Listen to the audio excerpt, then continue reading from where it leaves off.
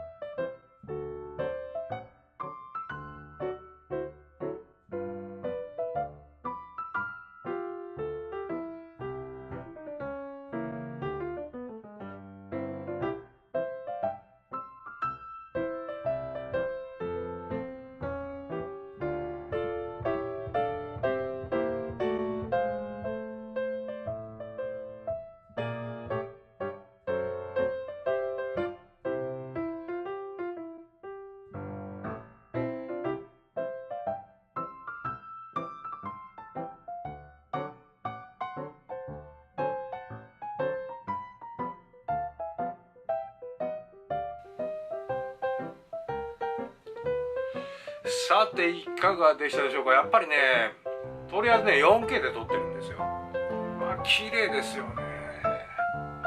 まあ撮影テクニックはまだまだです。